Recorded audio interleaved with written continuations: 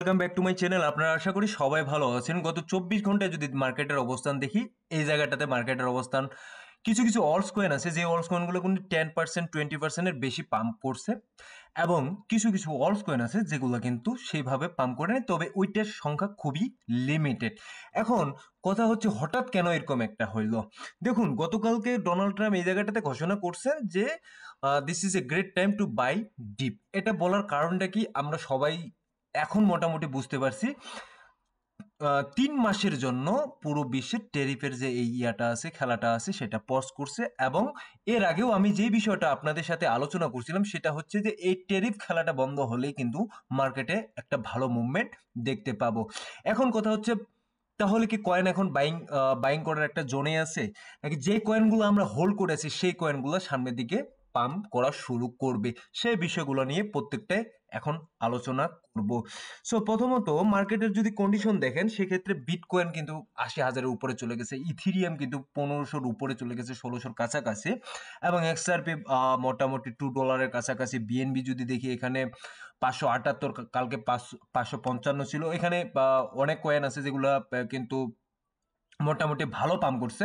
এবং আমি যে বিষয়গুলো বারবার আপনাদেরকে বলতেছি যে কিছু নির্দিষ্ট কয়েন ইনভেস্ট করুন, এবং যে কয়েনগুলো আপনারা প্রফিট এই কয়েনগুলোতে পাবেনই, সেই কয়েনগুলাই কিন্তু আমি বারবার আপনাদেরকে বলতেছি, যেন আপনারা এই জায়গায় ভুল করে কিছু ওয়ার্ল্ডস কয়েন আছে যেগুলো শিট কয়েনের মতো, এবং মিম কয়েন আছে, এবং ওভার হাইপ যে কয়েনগুলো সামনের দিকে আসতেছে, সেই কয়েনগুলো থেকে ইনভেস্ট করতে আপনাদেরকে বিরত থাকতে বলতেছি। দেখুন, আজকে যদি আলোচনা করি যে কোন কয়েনগুলোতে বাইং করা যেতে পারে, সেই বিষয়টাতে যদি আমি বলি, সেক্ষেত্রে প্রথমে আমি যদি বলি, এটা হচ্ছে ইথিরিয়াম। অল কয়েনের ক্ষেত্রে ইথিরিয়াম কিন্তু এই মুহূর্তে যেই জোনটাতে আছে সেই জোনটাতে আপনারা এই বাইং করতে পারেন, তবে অবশ্যই এই বিষয়টা মাথায় রাখবেন, পার্ট বাইং করবেন। এবং ইথিরিয়াম যারা হোল্ড করে আছেন তাদেরকে তো অবশ্যই এই জায়গাটাতে হোল্ড করতেই হবে, তাছাড়া কোনো উপায় নেই।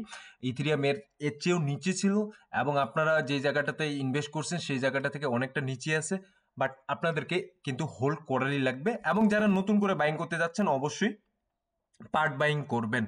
এক্সআরপির কথা যদি বলি, এক্সআরপি এখানে $2 আছে, তারপর আমি এই মুহূর্তে এক্সআরপি কেনার জন্য সাজেস্ট করি না, কারণ এক্সআরপি কয়েকদিন আগে অনেক বড় একটা পাম্প করছে।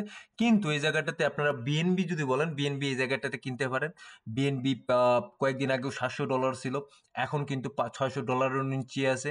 কিছুদিন আগে 555 বা $554 পর্যন্ত ছিল। সো এই জায়গাটাতে ওই সময় ডিপে যারা বাইং করছেন তারা কিন্তু এই জায়গাটাতে অলরেডি পার যে কয়েন আছে বিএনবি, ওই জায়গাটাতে $20 বা $30 করে লাভ করে ফেলছেন। এবং সোলানার কথা যদি বলি, সোলানা এই জায়গাটাতে কিন্তু $100 একেবারে নিচের দিকে ছিল, এখনো কিন্তু $100 উপরের দিকে চলে গেছে।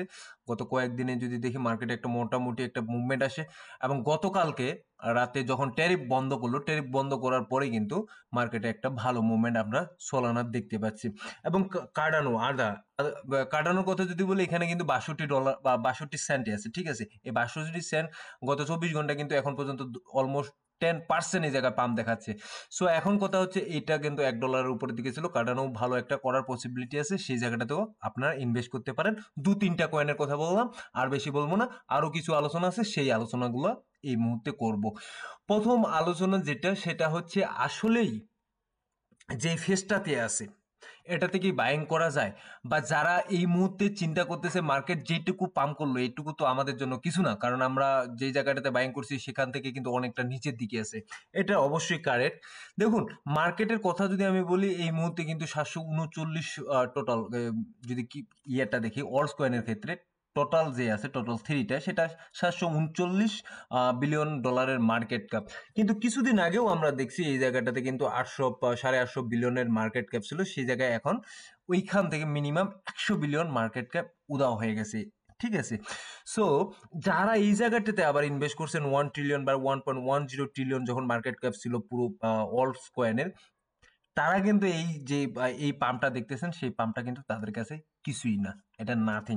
বাট আমার মনে হচ্ছে, আমি যে বারবার জিনিসটা বলতেছি, যে আপনাদের যে কয়েনই হোল্ড করা থাকুক এই মুহূর্তে, যে কয়েনই হোল্ড করা থাকুক, সেল অফ করা আমার মনে হয় না যে খুব একটা ভালো অপশন হবে, কারণ মার্কেট এমনিতেই পুরোপুরি নিচের দিকে আছে, তার উপর যদি আপনারা সেল অফ করার চেষ্টা করেন বা চিন্তা ভাবনা করেন, সেক্ষেত্রে কিন্তু আপনাদের পুরো লজে এই জায়গায় বুক করতে হবে এবং এখান থেকে বের হয়ে আসতে হবে, যেটা আমি কখনোই চাই না আপনারা এই কাজটা করুন।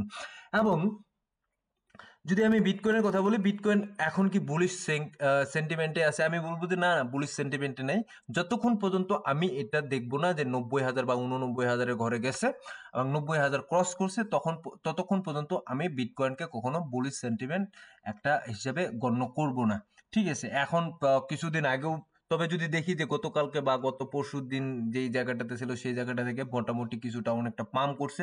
সো এতটুকু ভালো লাগতেছে যে মার্কেটের রিকভারি আসতেছে, খুব দ্রুতই রিকভারি আসতেছে, যেটা আপনারা দেখবেন যে 5% 6% করে কিন্তু পাম্প করতেছে কয়েনগুলা। ঠিক আছে? তো আমরাও চাই যে এই জায়গাটাতে দ্রুত পাম্প করুক এবং দ্রুত এই জায়গাটা থেকে রিকভার করে মার্কেট সামনের দিকে আসুক।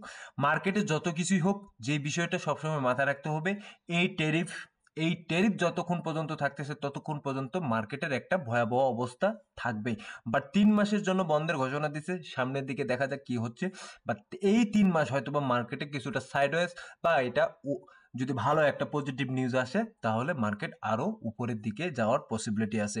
সো ধন্যবাদ সবাইকে, ভালো থাকবেন, সুস্থ থাকবেন, দেখা হবে নতুন কোনো ভিডিও নিয়ে আগামী দিনে।